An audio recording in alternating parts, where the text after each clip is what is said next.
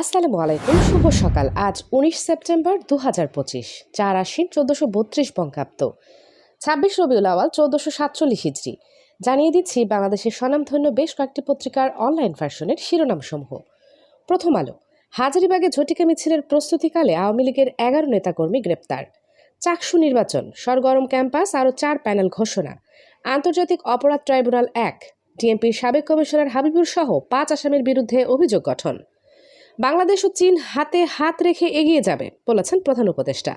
লটকনের আচার বানাবেন যেভাবে, দেয়া আছে রেসিপি। আরও কিছু উল্লেখযোগ্য শিরোনাম হচ্ছে: টারমারের জন্য নতুন দুঃস্বপ্ন, টিউলিপ সিদ্দিকের বিরুদ্ধে বাংলাদেশি নাগরিকত্ব নিয়ে মিথ্যা বলার অভিযোগ, বাংলাদেশকে সুপার 4-এ ওঠাতে শ্রীলঙ্কাকে জিততে হবে অথবা হারতে হবে কমপক্ষে ৬৯ রানে, শেয়ার বাজারে কারসাজি, জেনেক্স ইনফোসিসের ৯ পরিচালককে ৯.৫ কোটি টাকা জরিমানা। আলোচনার মধ্যে আন্দোলন কেন, ব্যাখ্যা দিলেন জামায়াতের সেক্রেটারি। বেক্সিমকোর ১৫ কারখানা চালু করতে জাপান ও যুক্তরাষ্ট্রের বিনিয়োগ আসছে। এদিকে সাবেক প্রতিমন্ত্রী সাইফুজ্জামান ও তার স্ত্রী সহ ১০ জনের বিরুদ্ধে ৫২ কোটি টাকা ঘুষ নেওয়ার অভিযোগে মামলা। ২১ দিনে ২৫৭ কোটি, রেকর্ডের অপেক্ষায় চমকে দেওয়া সিনেমাটি। ডিএসই এর সঙ্গে বৈঠক, সঠিক আইপিও মূল্যায়ন পদ্ধতি চাই বিএপিএলসি। ট্রাম্প ঘনিষ্ঠকে নিয়ে মন্তব্যে বন্ধ জিমি কিমের লাইভ শো। চলে যাচ্ছি দৈনিক ইত্তেফাক পত্রিকার পাতায়। বাংলাদেশ ও চীন হাতে হাত রেখে এগিয়ে যাবে বলেছেন প্রধান উপদেষ্টা। ঐকমত্য কমিশনের আলোচনার মাধ্যমে রাজনৈতিক মতভিন্নতার শান্তিপূর্ণ সমাধান হবে বলেছেন প্রেস সচিব। ইসরায়েলের ইলাদ শহরের হোটেলে ড্রোন হামলা। ১০১ করলেই বিদায় বাংলাদেশের, শ্রীলঙ্কা জিতলে শেষ 4-এ যাবেন লিটন রাও। আওয়ামী লীগের মিছিলে হামলা নিয়ে ভলকার তুর্কের প্রতিক্রিয়ার দাবি ভুয়া। ৭০% জনগণ পিআরের পক্ষে, আমরা চ্যালেঞ্জ দিচ্ছি, গণভোট দিন বলেছেন গোলাম পরোয়ার। ছাত্রদল, শিবির ও বামদের সঙ্গে আলোচনা করে সরকার পতনের এক দফা দেই, জবানবন্দিতে নাহিদ ইসলাম। দুর্গাপুজোকে ঘিরে পার্শ্ববর্তী দেশ মিথ্যা প্রচার চালাচ্ছে বলেছেন স্বরাষ্ট্র উপদেষ্টা। চলে যাচ্ছি যুগান্তর পত্রিকার পাতায়। ৫০ লাখ প্রবাসী ভোট টার্গেট ইসির, খরচ ৪০০ কোটি টাকা। কত টাকা কেজিতে বাংলাদেশি ইলিশ পাচ্ছেন ভারতীয়রা তা জানা যাবে। সরকারি আবাসন পরিদপ্তরের 2 কর্মকর্তা বরখাস্ত। শুভ মহালয়া রোববার, ছুটি নিয়ে যা জানা গেল। মন্ত্রণালয়গুলোর অভ্যন্তরীণ সংস্কারের তথ্য জনগণকে জানানোর নির্দেশ প্রধান উপদেষ্টার।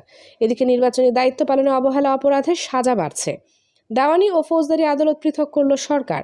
সরকারি চাকরিজীবীদের পেনশন সুবিধা পাবেন দ্বিতীয় স্ত্রী স্বামীও। ২৬-এর বইমেলা ২৫-এর ১৭ ডিসেম্বর শুরু। জাতীয় ভোটের জন্য ৭০% কেনাকাটা শেষ, জানিয়েছেন ইসি সচিব। আলোচনার মাধ্যমে রাজনৈতিক মতভিন্নতার শান্তিপূর্ণ সমাধান আসবে। সৌদি পাকিস্তান প্রতিরক্ষা চুক্তি নিয়ে যা বললেন আসিফ নজরুল। প্রধান উপদেষ্টার সঙ্গে ফখরুল সহ 4 নেতা যুক্তরাষ্ট্রে কেন যাচ্ছেন জানালেন শফিকুল। স্কুল কলেজের সভাপতির পদ নিয়ে নতুন নির্দেশনা। ই ভ্যালির রাসেল শামীমার ৩ বছর কারাদণ্ড। 7 দাবিতে সচিবালয় কর্মকর্তা কর্মচারী সংযুক্ত পরিষদের বিক্ষোভ। এমপিওভুক্ত শিক্ষক কর্মচারীদের জন্য বড় সুখবর। চলে যাচ্ছে আমার দেশ পত্রিকার পাতায়। বাংলাদেশ ও চীন হাতে হাত রেখে এগিয়ে যাবে প্রফেসর ডক্টর মোহাম্মদ ইউনূস। শিবিরকে নিয়ে দুশ্চিন্তায় ভারত, ছাত্রলীগ ছাত্রদলের বিদ্বেষী উত্থান শিবিরের। কোনো রাজনৈতিক দল নিষিদ্ধ করার পক্ষে নয় বিএনপি। দুর্গাপূজা নিয়ে পার্শ্ববর্তী দেশ অপপ্রচার চালাচ্ছে বলেছেন স্বরাষ্ট্র উপদেষ্টা। আফগানিস্তানে মামুনুল হক কারণ জানালো খেলাফত মজলিস। নির্বাচিত হওয়ার পর যে 8 কারণে আলোচনায় ডাকসু নেতারা। এদিকে বিদ্যমান কাঠামোতে নির্বাচন হলে আরেকটি হাসিনার জন্ম হবে। আলোচনার মাধ্যমে রাজনৈতিক মতভিন্নতার সমাধান হবে। যে কারণে ২৬-এর বইমেলা চলতি বছরের ডিসেম্বরে। বাংলাদেশের ভাগ্য নির্ধারণের ম্যাচে ব্যাটিংয়ে আফগানিস্তান। সবশেষে চলে যাচ্ছি নয়দিগন্ত পত্রিকার পাতায়। জুলাই সনদ বাস্তবায়ন আলোচনার মাধ্যমেই সমাধান হবে, আশা ফখরুলের। নেতাদের যুক্তরাষ্ট্র সফর নির্বাচনে মধ্যস্থতার জন্য নয়, জানিয়েছেন প্রেস সচিব। ২১শে বইমেলা শুরু ১৭ ডিসেম্বর। ডেঙ্গুতে আরও 6 জনের মৃত্যু, হাসপাতালে ভর্তি ৬৪৭ জন। বিদ্যমান রাষ্ট্র কাঠামোতে নির্বাচন হলে আরেকটি ফ্যাসিজমের জন্ম হবে, জানিয়েছেন গোলাম পরোয়ার। সাবেক ভূমিমন্ত্রী সাইফুজ্জামানের এজেন্ট উৎপল ও আজিজ গ্রেফতার।